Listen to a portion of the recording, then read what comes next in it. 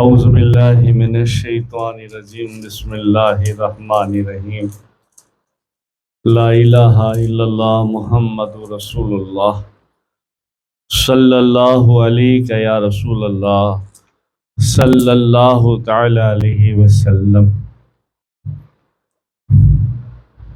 نور من نور اللہ الصلاۃ والسلام علیک یا رسول اللہ وعلی آلک واصحابک یا حبیب اللہ صلی اللہ تعالی علیہ وسلم۔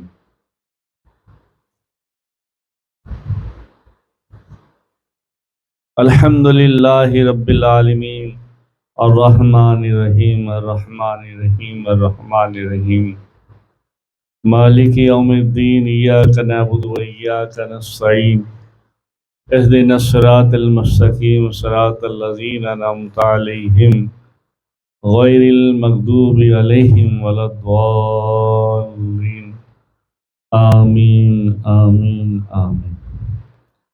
السلام علیکم ورحمۃ اللہ وبرکاتہ۔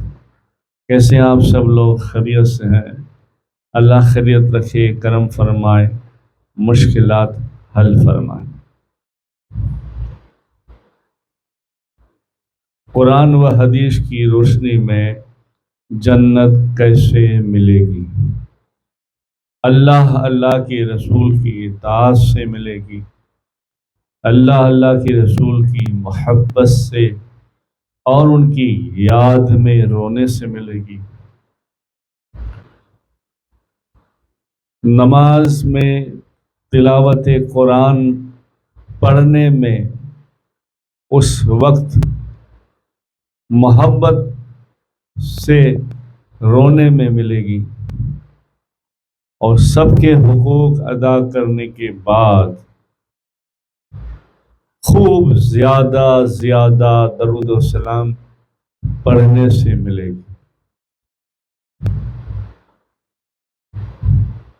اور فضائل ہے ہمارے، یعنی امت مصطفیٰ کے فضائل ہے قرآن و حدیث کی روشنی میں،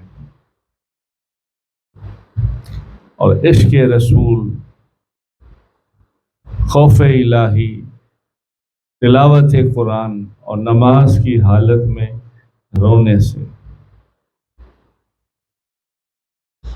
حضرت انس رضی اللہ تعالیٰ عنہ فرماتے ہیں کہ رسول اللہ صلی اللہ علیہ وسلم کے وصال کے بعد، وفات کے بعد، حضرت ابو بکر صدیق رضی اللہ تعالیٰ عنہ، حضرت عمر رضی اللہ تعالیٰ عنہ سے کہا آؤ ہم یمن کی زیارت کو چلیں۔ جیسا آپ صلی اللہ علیہ وسلم تشریف لے جاتے تھے، جب ہم ایمن رضی اللہ تعالیٰ عنہ کے گھر تشریف لے گئے تو وہ ہمیں دیکھ کر رونے لگی۔ حضرات نے مجھ سے کہا کس لیے روتی ہے؟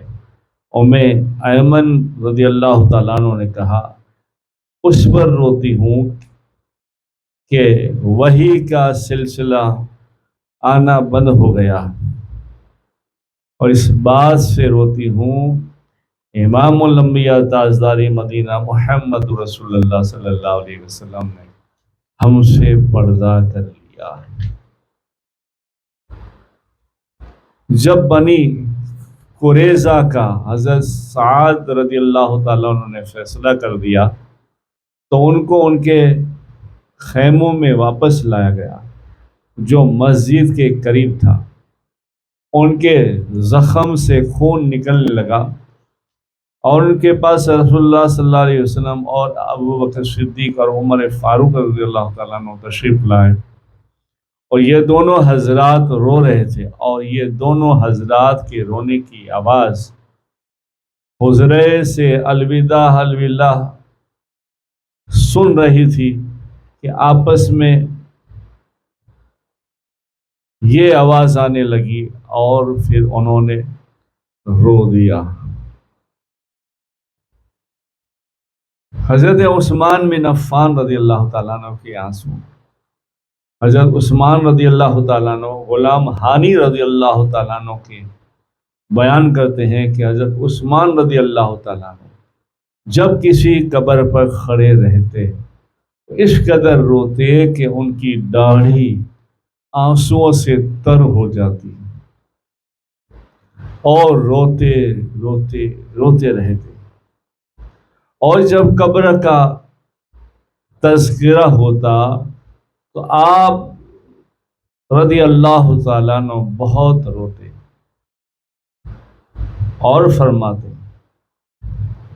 کہ میں نے رسول اللہ صلی اللہ علیہ وسلم سے سنا ہے، آپ صلی اللہ علیہ وسلم نے فرمایا آخرت کی منزلوں میں سے پہلی منزل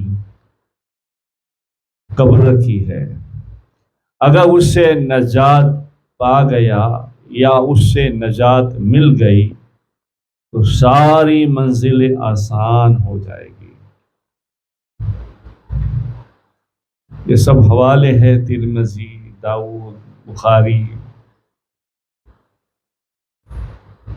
حضرت عثمان رضی اللہ تعالیٰ عنہ رسول اللہ صلی اللہ علیہ وسلم سے بڑی محبت کرتے تھے، آپ صلی اللہ علیہ وسلم پر اپنا سب کچھ خرچ کرتے تھے، ہر وقت خرچ کرنے کے لیے تیار رہتے تھے۔ آپ کی ادنا تکلیف کو دیکھ کر آپ تڑپ جاتے تھے۔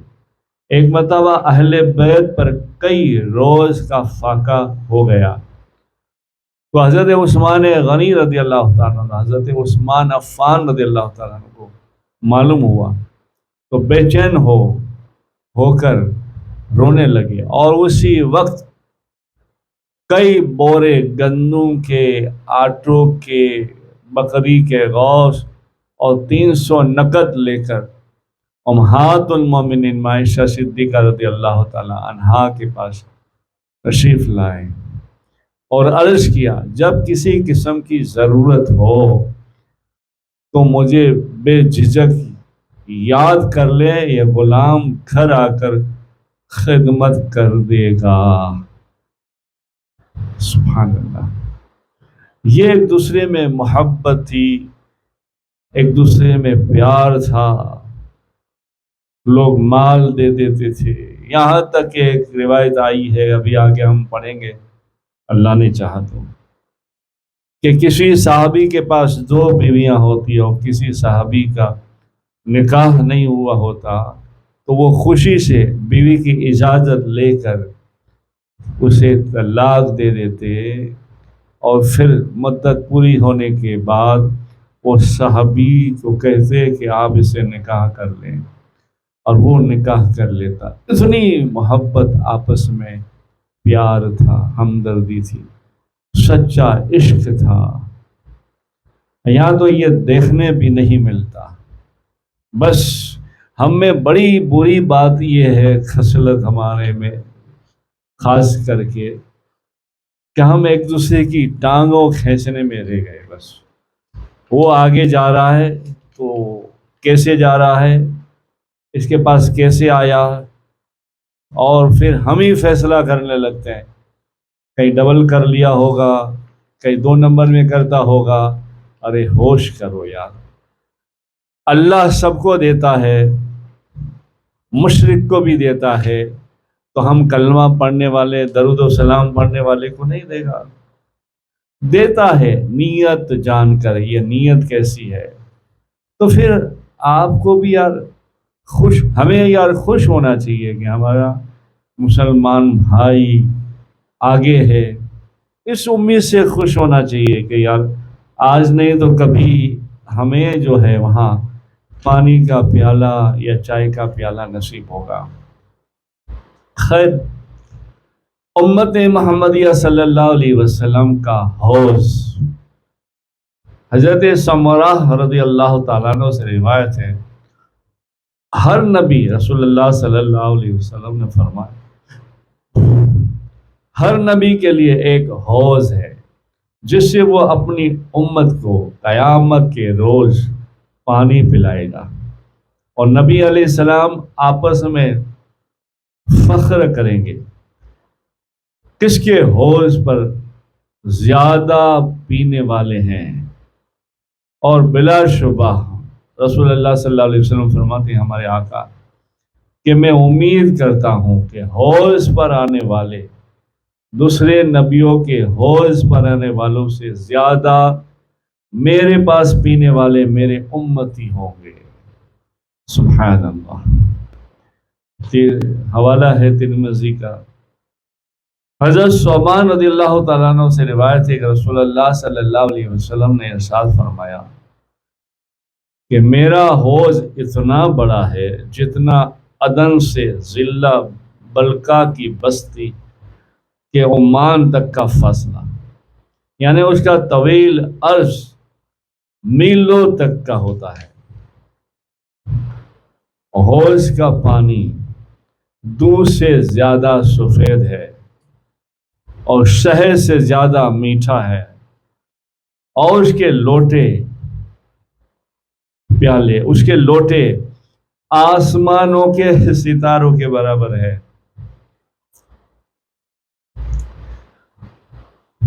اس میں سے ایک مرتبہ جو کوئی پیے گا اس کے بعد کبھی اسے پیاس نہیں لگے گی، اور سب سے پہلے اس پر مہاجرین فقراء پہنچیں گے جن کے بال دنیا میں بکھرے ہوئے ہوں گے اور کپڑے میلے ہوں گے، جن سے اچھی عورتوں کا نکاح کوئی نہیں کرتا ہوگا، نہیں ہوا ہوگا، اور جن کے لیے دروازے نہیں کھولے جاتے، ان حضرات کے لیے دروازے کھولے جائیں گے اور اللہ کی طرف سے دعوت وغیرہ ہوگی۔ سبحان اللہ۔ اور آخرت کے حوض پر ہم امام الانبیاء فرماتے ہیں سب سے پہلے میں پہنچوں گا۔ یہ بھی حدیث پاک ہے مشکوٰۃ شریف کی۔ اور دوسری روایت ہے کہ میرا حوض، سرکار پاک صلی اللہ علیہ وسلم فرماتے ہیں میرا حوض اتنا بڑا ہے کہ کوئی ایک مہینے کی منزل چل کر پہنچے اس کے غوثے کے برابر ہے، یعنی ایک مہینہ آدمی چلتا رہے اور پہنچے، اتنا برابر ہے۔ اور سرکار پاک صلی اللہ علیہ وسلم فرماتے اس میں سونے چاندی کے لوٹے ہیں، اس میں جنت سے 2 پرنالے گر رہے ہیں، جو اس کا پانی بڑھتا رہتا ہے، ان میں سے ایک سونے کا ہے اور دوسرا چاندی کا پیالہ ہے، جس سے اس کو پینا نصیب ہوگا۔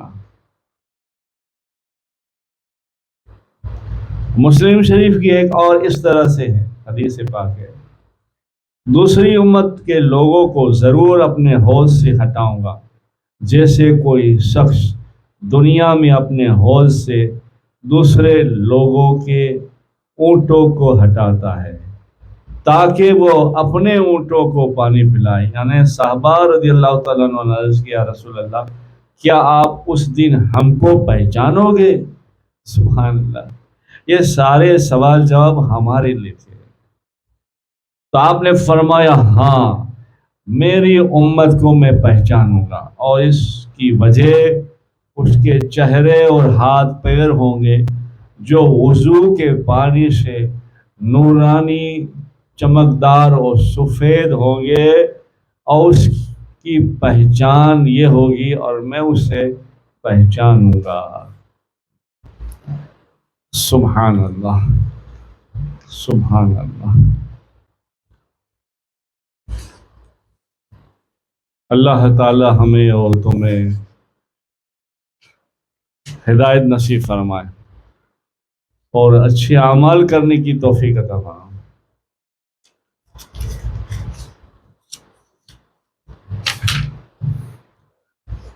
اور بڑے بڑے گناہ امت محمدیہ صلی اللہ علیہ وسلم کے ہوں گے تو اس کی بھی مغفرت ہو جائے گی۔ حضرت انس بن مالک رضی اللہ تعالیٰ عنہ فرماتے ہیں رسول اللہ صلی اللہ علیہ وسلم نے ارشاد فرمایا میری شفاعت اپنی امت کے بڑے بڑے گناہ کرنے والوں کے لیے ہوگی۔ ترمذی میں ہے۔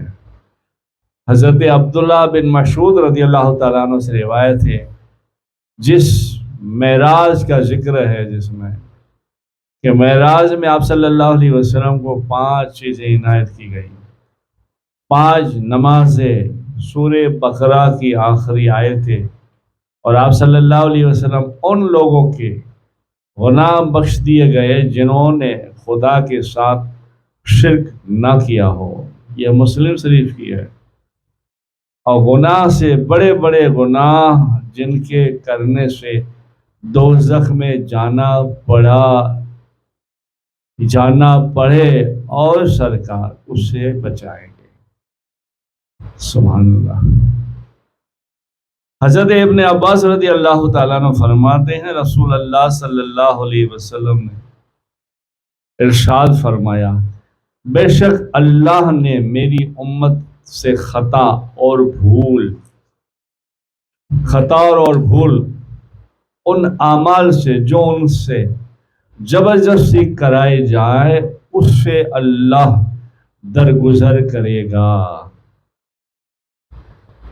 یعنی اگر خطا بھول کر کسی سے کوئی گناہ ہو جائے یا اسے زبردستی سے کوئی گناہ کا کام کروا لیا جائے تو خدا کے وہاں اس کی گرفت پکڑ نہیں۔ مثلا نماز کا وقت سارا گزر گیا اور یاد نہ رہا تو اس کو نماز چھوڑنے کا گناہ نہ ہوگا، مگر اس کو قضا کرنا فرض ہے۔ اسی طرح روزے کی حالت میں کلی کر لی یا کلی کرتے کرتے پانی حلق سے نیچے اتر گیا بے خیالی میں تو روزہ ٹوٹے گا نہیں۔ یعنی اس طرح سے کوئی گناہ کوئی زبردستی کرے، جیسے نہیں تو یہ بول تو یہ کر، جیسے کفر الفاظ کوئی ہمیں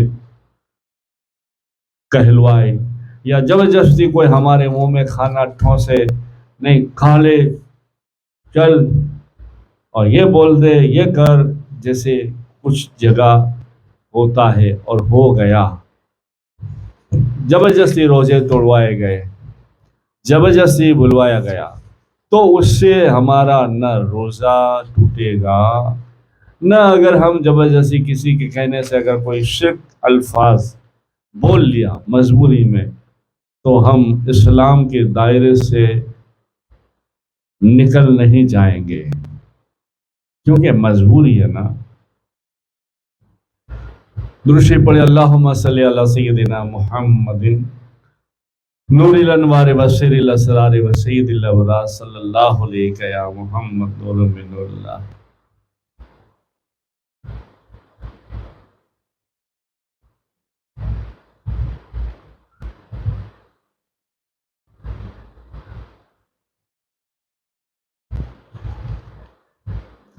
جب رسول اللہ صلی اللہ علیہ وسلم نے صحابہ کرام رضی اللہ تعالیٰ عنہ کو مدینہ ہجرت کرنے کی اجازت مرحمت فرمائی تو حضرت سہیل رومی رضی اللہ تعالیٰ عنہ نے، جو مدینہ جانے کے لیے بے تاب تھے، رسول اللہ صلی اللہ علیہ وسلم کے ہمراہ مدینہ منورہ جانے کی ٹھان لی، لیکن کفار قریش کو ان کے ارادے کی بھنک پڑ گئی اور ان کی نگرانی کا سخت انتظام کر دیا۔ قریش چاہتے تھے کہ وہ تجارت میں کمائی ہوئی دولت اپنے ساتھ لے کر ان کے ہاتھ سے نکل جائے اور وہ دولت لے کر نہ جا سکے۔ رسول اللہ صلی اللہ علیہ وسلم حضرت ابوبکر صدیق رضی اللہ تعالیٰ عنہ کے ہمراہ کفار سے بچ کر نکل گئے تو حضرت سہیل رضی اللہ تعالیٰ عنہ موقع کی تلاش میں رہے۔ نگرانی بہت سخت تھی، مگر آپ صلی اللہ علیہ وسلم نے دشمنوں کو خیال دیا کہ نقش مادہ جیسے نکل جاتی ہے اور آپ نکل گئے۔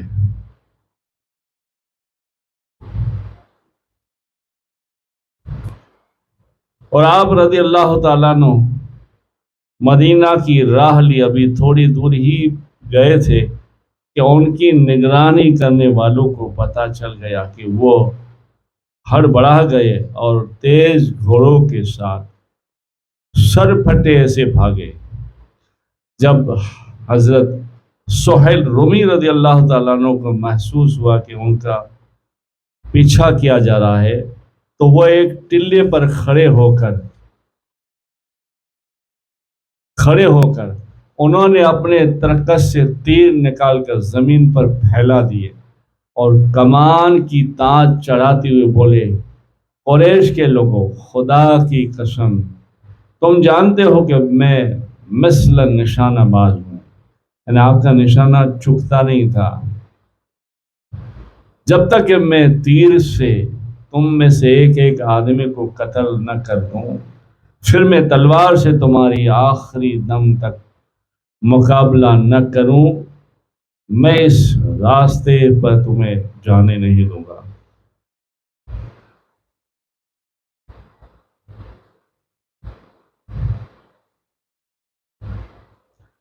تو کچھ لوگوں نے کہا، خدا کی قسم ہم بھی تجھے تیری جان اور مال کے ساتھ تجھے جانے نہیں دیں گے۔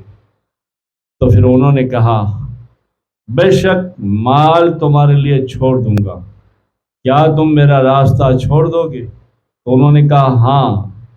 تو حضرت سہیل رضی اللہ تعالیٰ عنہ نے ان کو اپنے گھر میں اس جگہ کی نشانی فرمائی جہاں انہوں نے اپنا مال رکھا تھا، اور انہوں نے انہیں مدینہ منورہ جانے دیا۔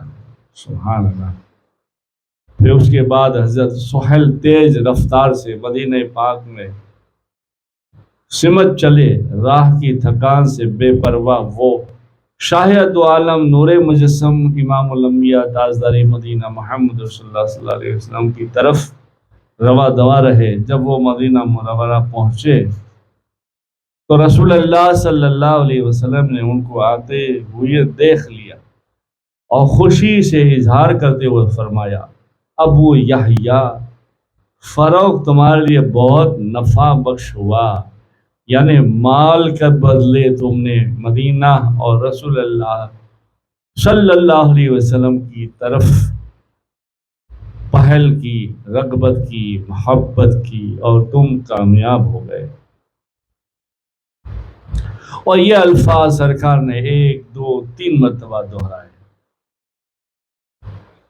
جس سے حضرت سہیل رومی رضی اللہ تعالیٰ عنہ کا دل باغ باغ ہو گیا اور عرض کی، مجھ سے پہلے یا رسول اللہ صلی اللہ علیہ وسلم، اللہ آپ کی خدمت میں کسی کی رسائی نہیں ہوئی جو آپ کو اس بات کی خبر دیتا جو میرے کفار کے درمیان ہوئی ہے۔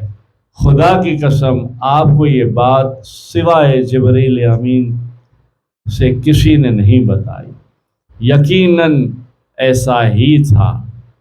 اللہ نے آپ صلی اللہ علیہ وسلم کو اس معاملے سے خبردار فرمایا اور خوشی عطا فرمایا۔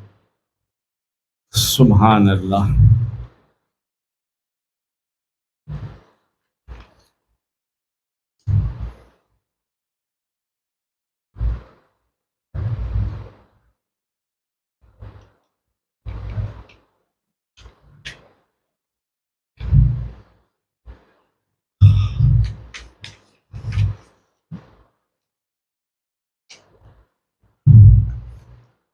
درشی پڑھے، اللہم صلی علی سیدنا محمد نور الانوار و سر الاسرار و سید الابرار، صلی اللہ علیہ یا رسول اللہ صلی اللہ تعالی علیہ وسلم، نور من نور اللہ۔ الصلاۃ والسلام علیک یا رسول اللہ وعلی آلک واصحابک یا حبیب اللہ صلی اللہ تعالی علیہ وسلم۔ بسم اللہ الرحمن الرحیم۔ شان محمدی قرآن کی روشنی میں رسول اللہ صلی اللہ علیہ وسلم کے اعضاء آنکھیں مبارک، زبان مبارک، ہاتھ مبارک، سینے مبارک، قلب مبارک کا ذکر قرآن کی روشنی میں لوح محفوظ پر رسول اللہ صلی اللہ علیہ وسلم کا نام مبارک کی برکات، رسول اللہ صلی اللہ علیہ وسلم کے اخلاق قرآن میں تذکرہ، رسول اللہ صلی اللہ علیہ وسلم کا ذکر، ورفعنا لک ذکر، سورہ کوثر میں آپ صلی اللہ علیہ وسلم کا ذکر، خاتم الانبیاء، سارے جہاں میں آپ رحمت ہیں، آپ کا ذکر